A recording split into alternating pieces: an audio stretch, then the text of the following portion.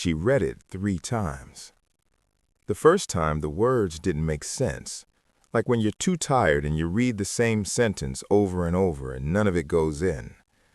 The second time, she understood the words. The third time, she understood what he had done. Nadia Osei-Mensah was sitting in the back seat of her brother's car. Her brother was driving their mother home from their father's funeral. They didn't know she'd stopped at the back of the parking structure under the church. They didn't know a man in a gray suit had handed her an envelope and said he was sorry for her loss with the voice of someone reading from a card. She was still in her black dress. She had a tissue folded in her left hand that she'd been holding since the choir started singing 2 hours ago and hadn't let go of since.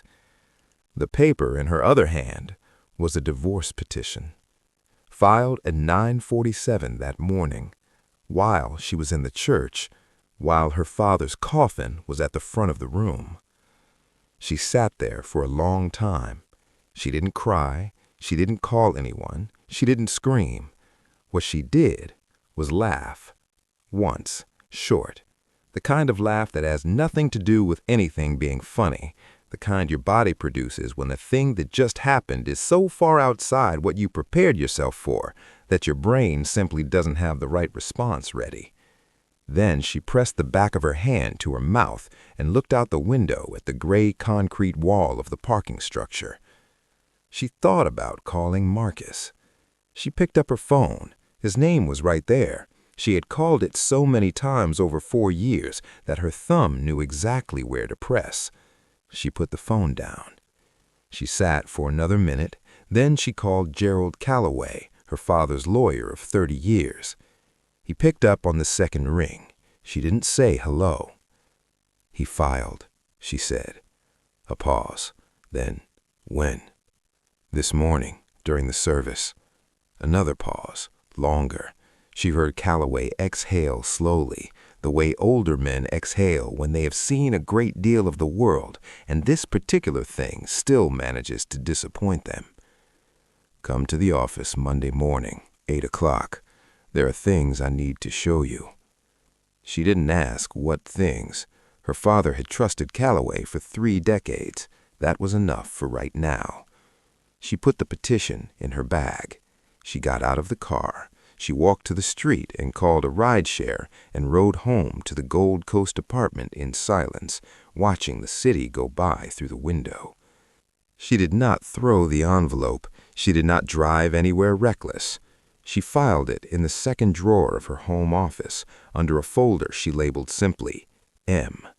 Then she sat in the dark for a while. There is a kind of clarity that only comes after something enormous.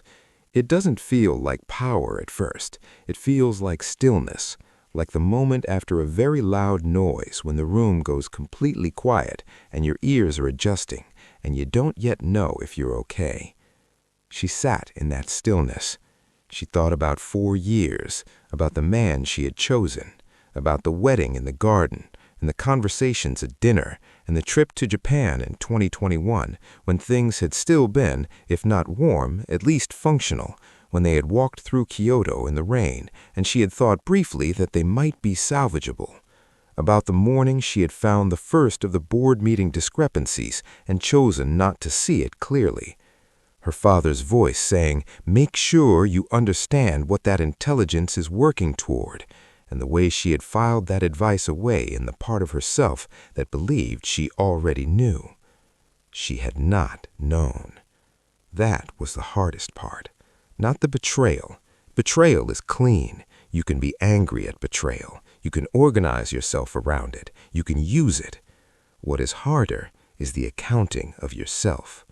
The places where you chose not to see, not out of stupidity, out of hope, out of the ordinary human desire to believe the thing you built is real. She sat in the dark and did that accounting. Then she went to sleep. That was the moment. Not the conference room, not the lawyers, not the legal battle that came after. That parking structure, that laugh, that folder, that night. That was when Nadia Osei-Mensah decided she was done being seen as something that could be managed. Stay with this, because what happened in that conference room 3 days later was something Marcus Hale spent 4 years building toward, and 4 seconds realizing he'd completely miscalculated. Imagine conference room stocks, lots of lawyers, all the serious expressions. Nadia walks in, Marcus's team, Gerald lays out time, the contract is put on the table, Nadia signs lazy, smoke comes up, $1 billion flashes across the screen. Nadia is the CEO. Marcus freezes. He's shocked. Nadia has everything. Gerald smirks, and you need to ensure you like, comment, and subscribe to find out what happens next. The estate reading was Monday morning, 34th floor of Callaway and Pierce. Big windows, gray November sky, the smell of old wood and leather that comes from money sitting in one place for a very long time. Nadia arrived first. She sat down, put her bag on the chair beside her, and looked at the door. Her brother Kofi came in next. He touched her shoulder when he sat, didn't say anything. That was Kofi. He had always communicated better through proximity than words, and she had always loved that about him. Their mother, Adwoa, came in last, supported by a family friend. She was wearing the same black dress she had on since Thursday. She moved like a woman who had been asked to keep carrying something after she'd already put everything she had into carrying it. Marcus came in 2 minutes later with his lawyer, Dwight Farah, at his side. Farah was compact, expensive, and moved like someone who billed by the minute and wanted you to know it. Marcus sat across from Nadia. She didn't look away. She didn't look down. She held his gaze with the steady, quiet patience of someone who has already made a decision and is simply waiting for the rest of the world to catch up. He was the one who looked away first. Gerald sat at the head of the table and opened a folder and began. He went through the standard pieces first, the Kenilworth House to Adwoa, the foundation endowment to the board, the investment accounts divided among the family according to the trust's formula. All of this Nadia already knew in broad strokes. She watched Marcus as Callaway talked. He was doing what he always did in rooms where business happened, sitting forward slightly, looking attentive, performing calm. He had prepared. He had reviewed the summary documents Callaway's office had sent the week before. He thought he knew what was in this room. Now, Callaway said, turning a page. Marcus's pen stopped moving. He had gone still, not the practiced stillness, something older, something that happens below the level of training. Under the terms of the final trust amendment, Callaway said, setting his pen down with the quiet precision of a man who has done this before and knows exactly what comes next. Those two portions combine 48% of Hale Meridian Capital, the largest single ownership block in the company, and they pass entirely without restriction to Nadia Adwoa Osei-Mensah, effective as of the date the death certificate was filed. The room was completely silent. Nadia counted her heartbeats without meaning to. 4, 5, 6. Farah leaned into Marcus's ear and whispered something short and sharp. Marcus didn't move. "I want to be sure I'm understanding this," he said finally. His voice was level, but underneath it, just barely detectable, was something that sounded like the first thin crack in a foundation wall. "Nadia?" he said. Nadia said nothing. "Did you know about this?" he asked. She held his gaze and said nothing. At the far end of the table, her mother made a small, soft sound, not words, not quite, and looked out the window. Kofi, to Nadia's left, was very still, the kind of still that happens when you're working hard to keep your face from showing something. Marcus looked back at Callaway. Something was moving behind his eyes now, fast, the way calculations move.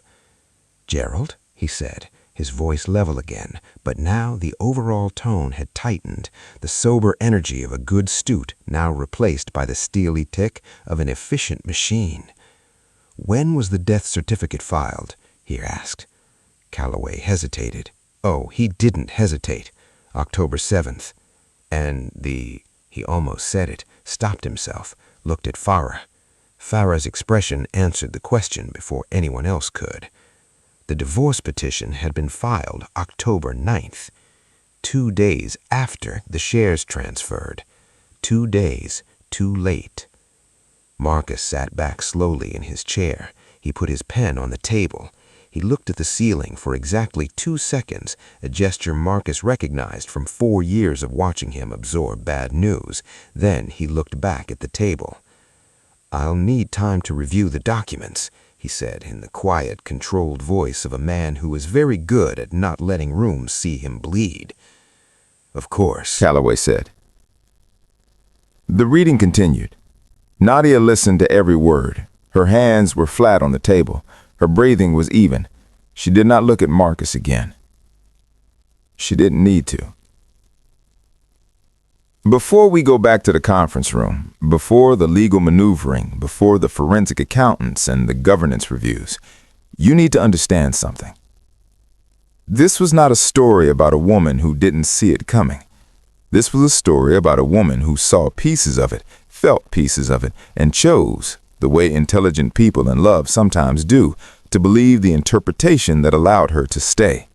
Not out of weakness, out of the specific human tendency to trust what you have built, to resist the conclusion that the thing you put your heart into was built on sand. Understanding that is the difference between seeing Nadia as a victim and seeing her as what she actually was, a person who paid a steep price for a lesson she will not need to learn again. To understand how we got to that room, you have to go back. Not to the wedding, not to when things started going wrong, all the way back to who Nadia Osei was before Marcus Hale ever stepped into her line of sight. She was 31 in 2018, and she had spent her entire 20s building something quietly. Economics degree from Northwestern, a master's in finance from the London School of Economics. She'd chosen London specifically because it was far enough away that she would have to figure out who she was without her father's name opening doors. 3 years working at a small investment advisory firm in London, learning that the financial world was ultimately a world about people, what they believed, what they were afraid of, what they wanted more than they were willing to admit. Then she came home to Chicago. Her father had been waiting, not impatiently. Kwame Osei was not an impatient man. He had come to America from Accra, Ghana in 1979 with a mathematics degree and $40, and something that her daughter would later describe as an absolute refusal to accept that the ground under his feet was not solid. He built slowly, carefully, a small investment firm that grew into something serious over 2 decades. Real estate bought during the 1990s downturn when everyone else was selling. A reputation earned the hard way, by being right more often than he was wrong, and by being honest about the times he was wrong. He did not like shortcuts.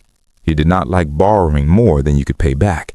He did not like wanting things faster than your judgment could keep up with. Speed is for people who can afford to be wrong, he told Nadia once. We cannot. She took that into herself, the way children absorb things before they're old enough to question them, not as a rule, as the shape of her. She met Marcus at a fundraiser for the Chicago Architecture Foundation in the spring of 2018. She was there with 2 colleagues. She was wearing a dark green silk blazer her mother had given her for Christmas. She was not looking for anything. Marcus Hale was already a name in Chicago money circles by then. His investment fund, Hale Meridian Capital, was 3 years old and had made its investors a 31% return in its 2nd year. That kind of number got written about it. It made you someone people wanted to know. He was tall, athletic, with dark eyes that moved around a room the way a chess player watches a board, tracking everything, registering what other people missed. In the early months, Nadia genuinely couldn't tell if that came from real intelligence or from something that had learned to perform it. Both, she would eventually decide, which is part of what made him complicated. He walked over to her without the usual performance of fake casualness. He had been listening to her conversation with her colleagues, and he asked a real question, something sharp about post-Brexit financial regulation that showed he had been actually thinking, not just waiting for a pause to insert himself. She noticed that he was testing her. She let herself be testing. She gave him a real answer. He called it a draw. That was honest. She filed it away. They talked for 45 minutes. He waited for her to offer her number instead of asking for it first. She noticed that too. The first year was, looking back, a very careful construction. Marcus paid attention in the specific way of someone who understands that attention is an investment and who expects a return. He remembered things, not just the big things, the name of her favorite bookshop in London, that she liked savory breakfast, that she put cardamom in her coffee because of a trip to Istanbul when she was 23. He brought these things up at exactly the right moments, natural enough that they felt like affection instead of research. And he was, and this matters, genuinely interesting. The financial mind was real. The curiosity was real. He read widely and thought carefully and could hold a real conversation. In those early years, she had genuine fun with him. That is not a small thing, and she is not willing to pretend it wasn't true, because pretending would make the whole story simpler than it actually was. She was not fooled by a hollow man. She was taken in by a complex one. That is harder to explain and harder to get over. What she didn't fully account for was the difference between a person who has ordinary flaws and a person who manages their flaws deliberately, who shows you just enough imperfection to seem real while keeping the more dangerous parts carefully out of view. That kind of management requires a specific, sustained effort. It is exhausting. It is also, if you are watching for the right things, eventually detectable. Nadia's father detected it in October 2018 in a Sunday dinner in the deflection of a single hard question with a clever joke. "He's intelligent," Kwame said afterwards. Then, after a pause, "Make sure you understand what that intelligence is working toward." She thought she understood. She was wrong about the specifics, if not the principle. They married in June 2020. The pandemic had shrunk the guest list from 200 to 42 people. Nadia privately thought this was better. The ceremony was in the garden of her parents' home, under white fabric stretched between poles, with only the people who actually mattered. Marcus cried during his vows. She has turned that in her mind many times since, whether they were real tears or manufactured ones, whether he was feeling something genuine in that moment, or whether he was, even then, performing. She has decided she will probably never know, and that this uncertainty is part of what she is going to have to make peace with. Some things do not resolve cleanly. Some people are complicated enough that their warmth and their calculation exist at the same time in the same body, and you cannot separate them after the fact, any more than you could separate the salt from the ocean. What she knows is this: whatever he was feeling in June 2020, by the following spring, it had begun to curdle into something else, something more concerned with position than with people. That is the shape of it. That is what she is left with. At the time, he was in the middle of raising a new round of money for Hale Meridian, the Series B in finance terms. He had been working it for 8 months. 2 major investors had backed out.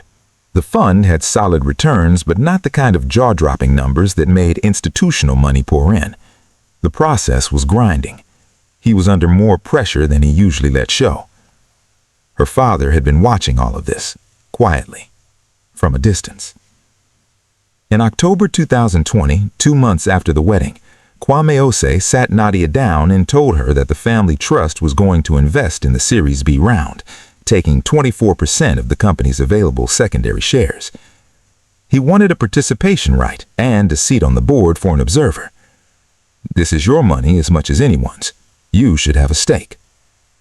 She hesitated because she knew that Marcus would read this as her father backing his success, and she wasn't entirely sure that was right, but she wasn't entirely sure wasn't entirely right.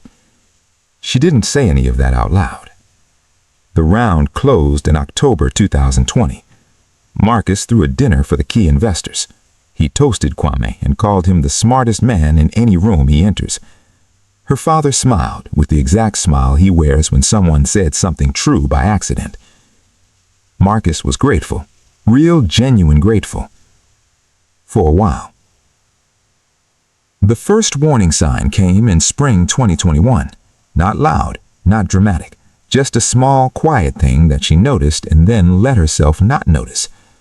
She asked Marcus during a conversation about the fund's first quarter numbers why her father had missed the last board meeting. Her father had mentioned it in passing. It seemed odd. Kwame Osei did not miss things he had committed to.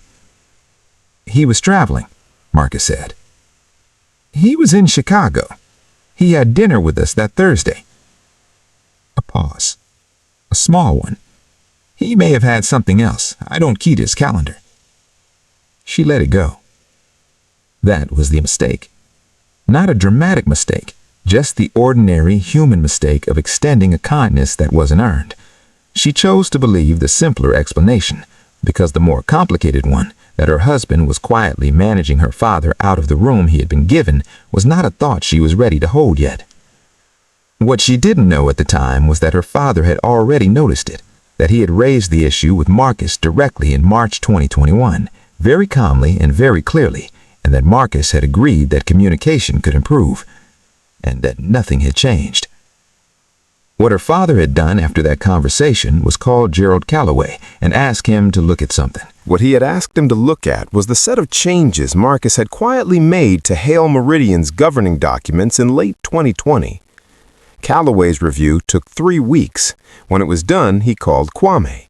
That call was what started the chain of events that ended in the conference room on the 34th floor. By 2022, the marriage was functional, the way a building can be structurally sound but cold. The lights work, the doors open and close, but no one inside it is warm. They were polite to each other. They showed up to events together. They had conversations that covered real topics without going anywhere real. Somewhere around the spring of 2021, around the same time Nadia noticed the thing about the board meeting and let it go, the conversations had stopped going deep. They had stopped feeling like two people letting each other in and started feeling like two neighbors who shared a wall. Nadia had been working hard on a project she genuinely cared about, a fund to back affordable housing development on Chicago's south and west sides. It was meaningful work. Marcus was supportive of it in the way someone is supportive of a thing that keeps the other person occupied and satisfied and not asking too many questions. What she wasn't watching was what Marcus was doing inside Hale Meridian's legal paperwork.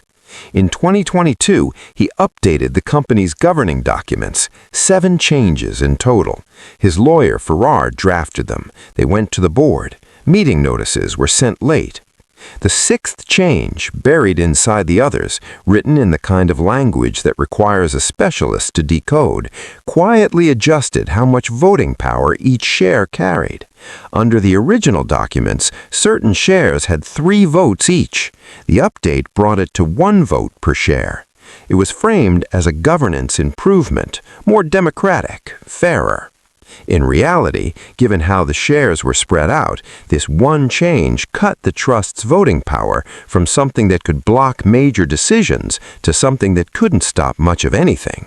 It was done carefully, quietly, expertly, the kind of move that is almost impossible to catch unless you are specifically looking and almost impossible to challenge unless you understand the original documents in detail. Her father caught it. He had read the trust documents so many times they were part of his memory. He saw the change for what it was. He didn't confront Marcus. He didn't call a lawyer in a panic. He sat with it for 2 days. Then he called Calloway, and then, over the following months, he executed the final amendment to the trust. He never told Nadia what he'd found. He did not want to put her in the middle of it before it was handled. He wanted to hand her something clean. That was the kind of father he was.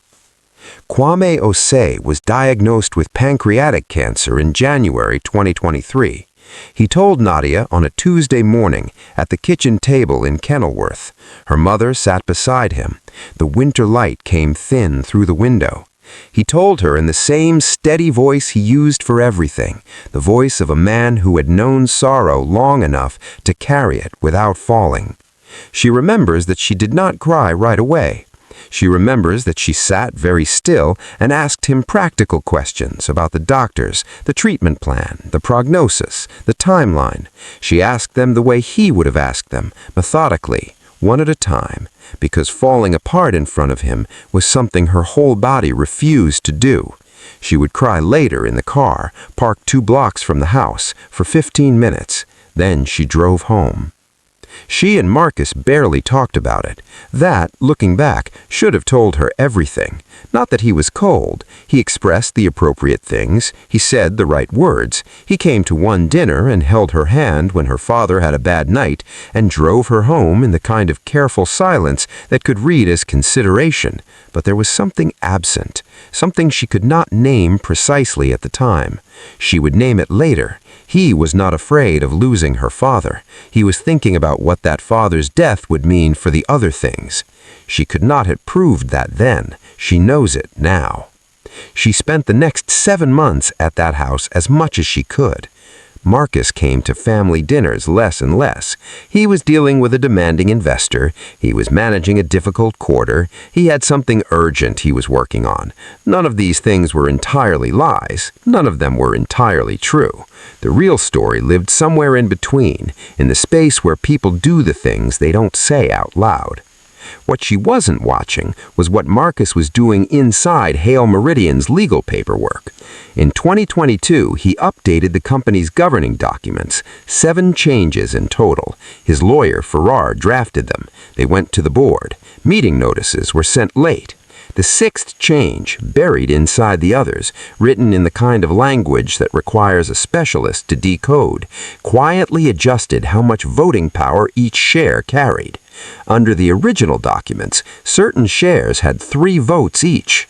The update brought it to 1 vote per share. It was framed as a governance improvement, more democratic, fairer. In reality, given how the shares were spread out, this one change cut the trust's voting power from something that could block major decisions to something that couldn't stop much of anything.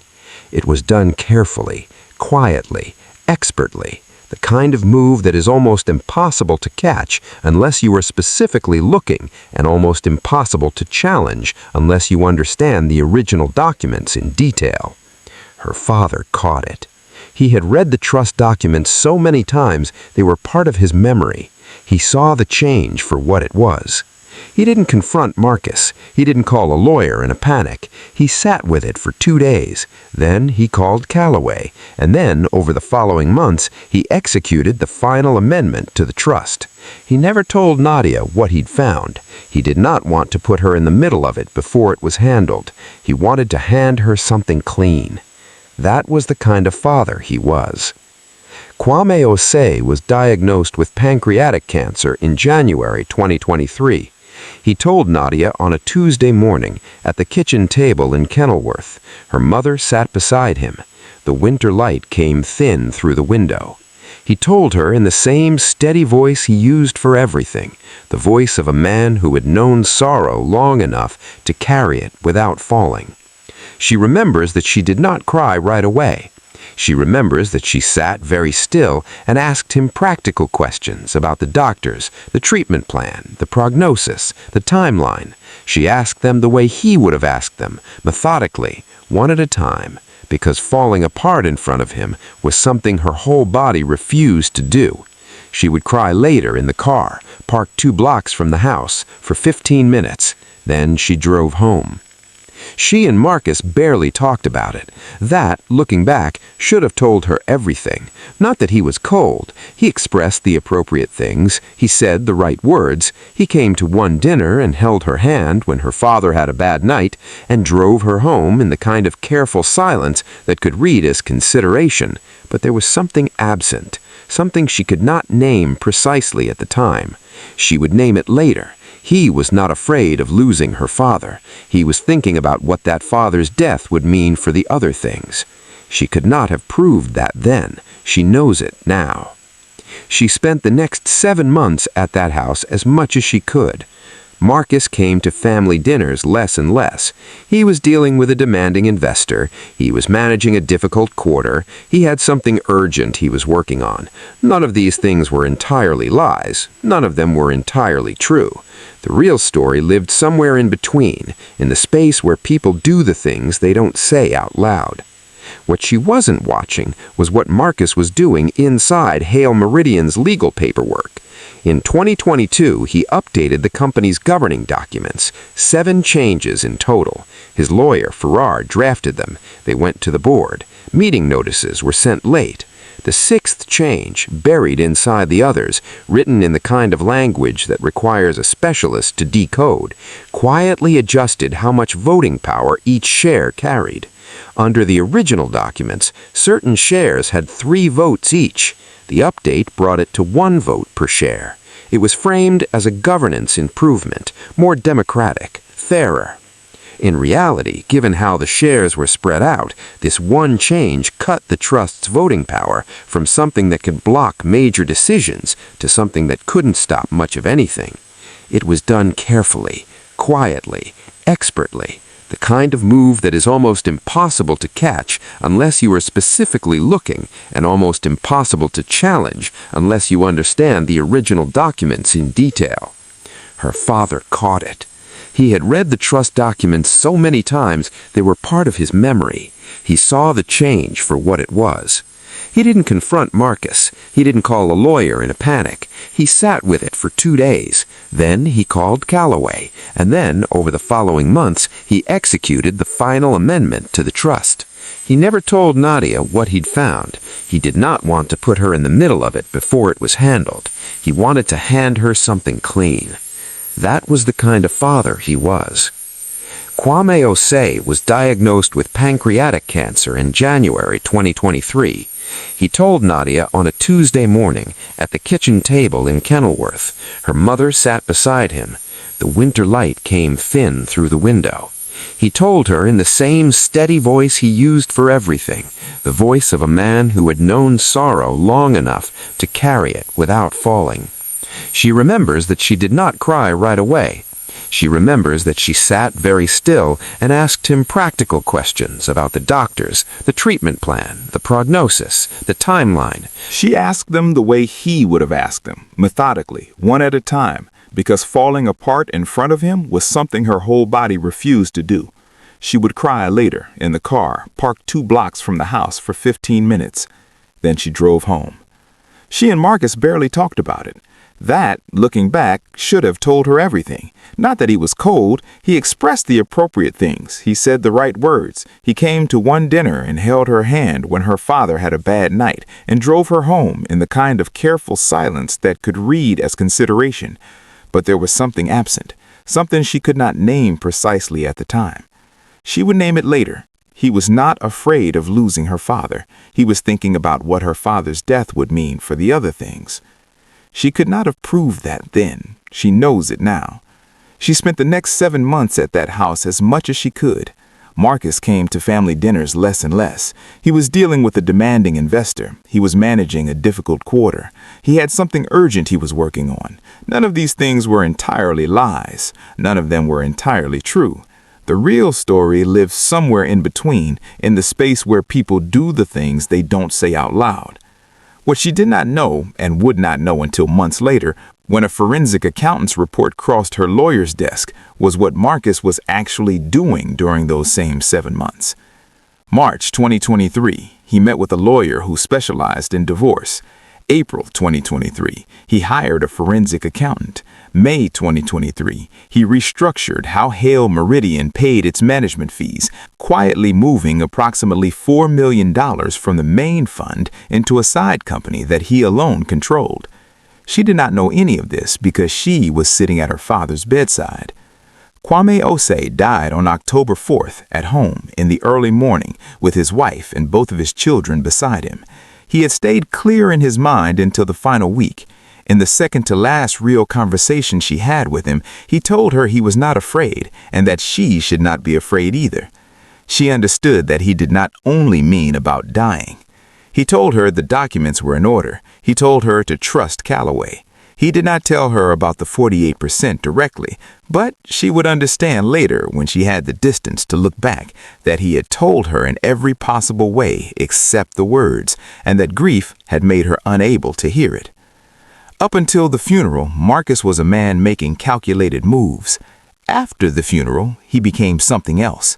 3 days after the estate reading, Nadia arrived at the Gold Coast apartment for a conversation she had asked for.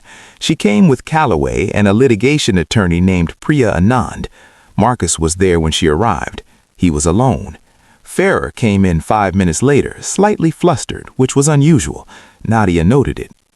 They sat down. Farrer began with the legal position they had prepared. Yes, the trust held 48% economically, but the 2022 governance changes limited the voting power attached to those shares.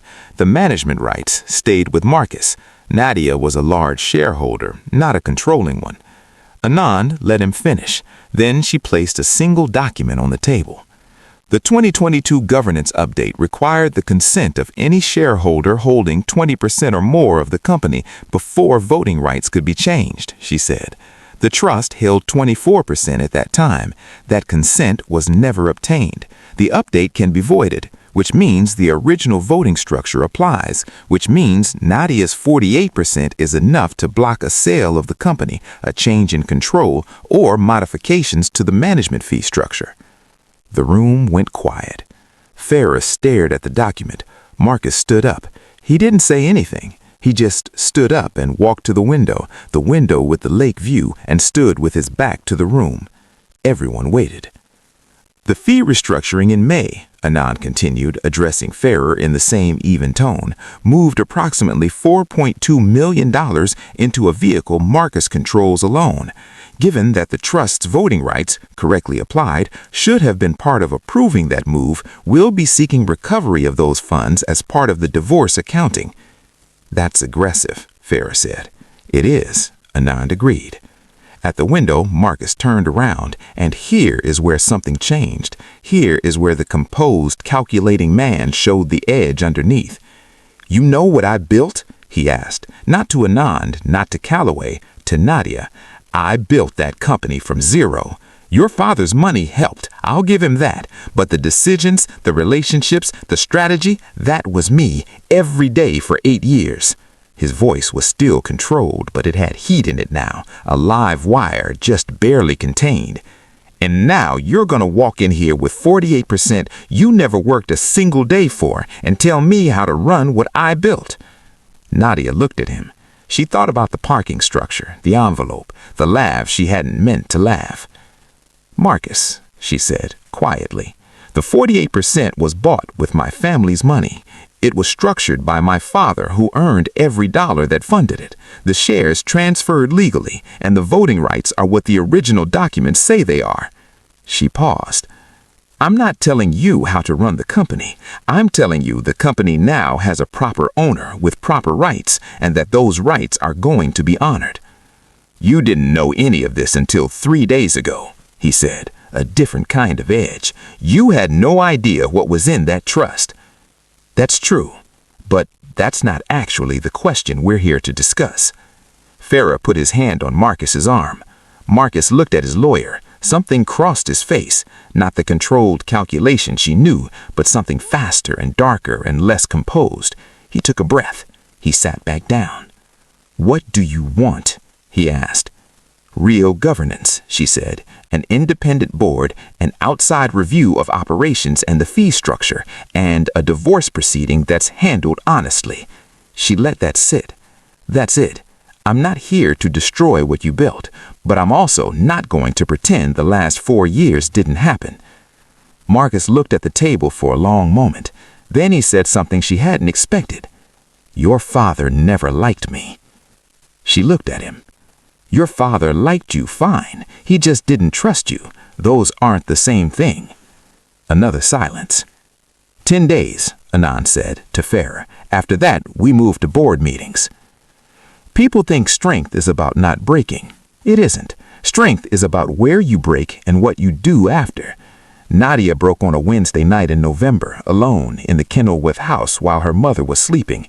She was sitting at the kitchen table, going through a set of documents Anand had sent over, financial records from the Forensic Review, showing in clean, precise columns exactly what Marcus was doing in the months when she was sitting in a hospital watching her father fight. She got to page 14, a transfer dated May 12th, $4,200,000. Moved quietly, efficiently, while she had been driving back and forth to Kenilworth, while she had been learning how to administer subcutaneous medication, while she had been holding her father's hand through the long nights. She sat there for a long time. Then she put her head down at the table and cried in a way she hadn't since the funeral, not the controlled, quiet grief of a woman holding herself together in public, but something older and rawer and less dignified than that. The kind of crying that goes on longer than you expect it to, that leaves you wrung out and slightly ashamed of how much was in there. She cried for her father. She cried for the 4 years. She cried for the version of herself that had looked at Marcus in that first year and genuinely believed she was seeing him clearly. She cried because being smart doesn't protect you. It doesn't. It never has. And she had always carried a quiet, unexamined belief that it would. She sat up eventually, wiped her face, drank cold water from the tap. She looked at the documents still spread out on the table. Then she went back to reading. That was not a small thing. That was everything. December moved slowly. The independent governance review began in early December.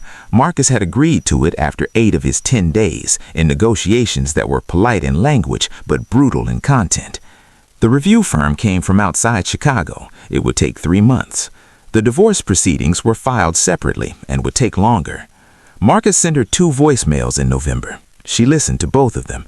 He was careful, not apologetic enough to be real, not aggressive enough to be used against him in court. Still calculating, still playing. She understood then that he was not going to stop, that this was not a man who would accept a worse position quietly. He was going to fight the governance review. He was going to fight the ownership question. And he was already building a narrative in the divorce case that her father's money had exerted undue influence on her investment decisions, which was the kind of argument that was legally weak but expensive to fight and designed to grind her down. She understood all of this. She sat with it in the Kenilworth kitchen one morning in December, drinking cardamom coffee, watching the winter light come through the window that her father used to sit at. She was tired. She was still grieving. The housing project needed decisions she hadn't made yet. There were days when the pile of it, the legal fight, the loss, the betrayal, the sheer volume of what needed her attention felt like something physical sitting on her chest. But there was also this. Her father had spent his whole life building something real. He had done it with patience and accuracy and care. He had handed her not just the shares, but the preparation to use them. And she had, in the worst 7 months of her life, been paying attention than Marcus ever knew. She picked up her phone and called Calloway.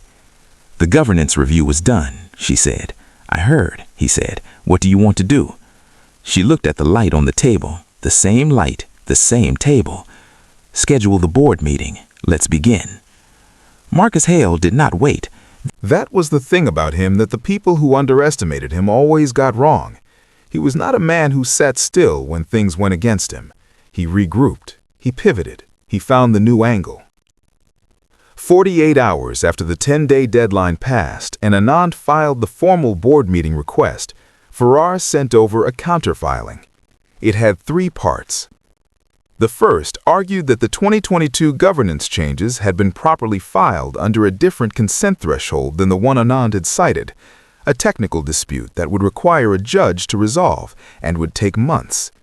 The second introduced a new theory, that the trust's 48% ownership had been assembled through Kwame Osei's undue influence over his daughter's financial decisions, and that this undermined the validity of the transfer.